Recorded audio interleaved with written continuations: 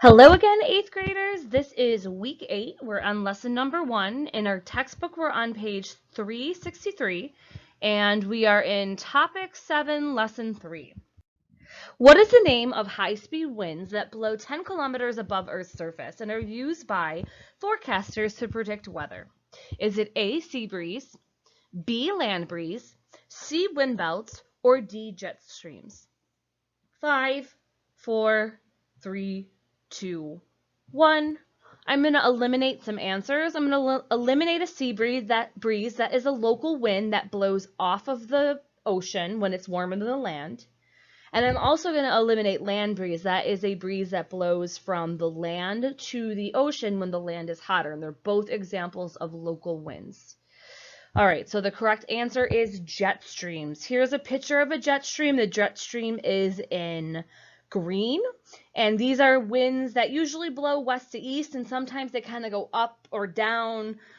Sometimes they'll move a little to north, sometimes they'll move a little to south, and that will depend how kind of the winters are for different areas of the country.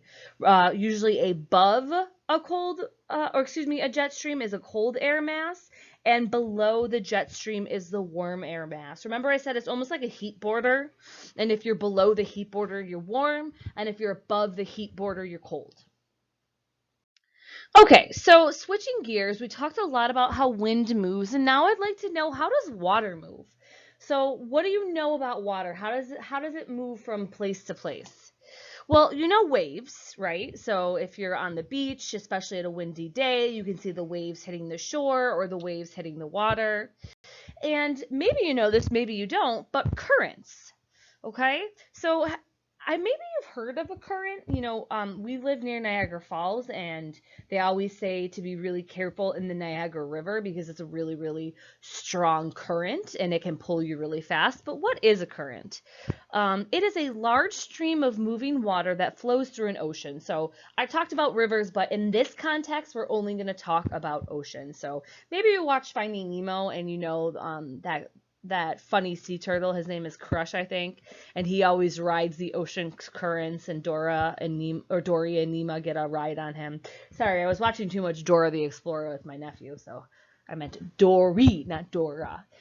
So that's what I think of when I think of currents. I think of those funny scenes from Finding Nemo. All right. So let's kind of differentiate waves from currents. They both move water, but currents are actually going to carry a large amount of water from one place to another. So that's kind of the difference between them. All right, so if you haven't guessed it, today's goal is currents, and we're going to learn about two currents in this unit. We're going to learn about surface currents, and we're going to learn about global currents. Today, we're just going to talk about surface currents. Okay, and surface currents are currents that move water on the surface of the ocean. So it basically sounds like what it is. It's currents on the surface of the ocean. All right, so what's going to drive or make these surface currents move?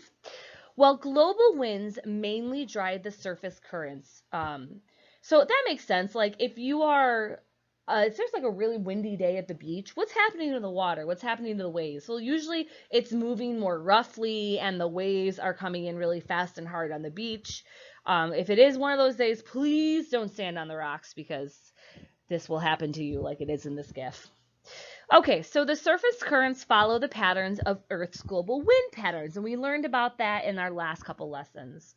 Remember, we've got our global winds, we've got our calm winds, and we've got our wind belts. And surface currents are going to move in a circular pattern in 5 major ocean basins. All right, so what is an ocean basin? Well, it's just basically where our major oceans are. So we've got the Pacific, we have the Atlantic, we have the Indian, Southern, that's close to Antarctica, and Arctic, which is close to the North Pole. All right, we're almost done. Let's end with a quiz. What is the name of a large stream of moving water that flows through the ocean? Is it A, waves, B, ocean basin, C, currents, or D, sea breeze? 5, 4, 3, 2, 1. I'm going to get rid of sea breeze because that's wind. It's nothing about moving water. I'm also going to get rid of basin because those are our like ginormous 5 major oceans. So it's much better than just, or excuse me, much bigger than just a stream. So the correct answer is the goal of our lessons today, which was currents. All right, guys, so that is it for today, short and sweet, and I will see you back here tomorrow.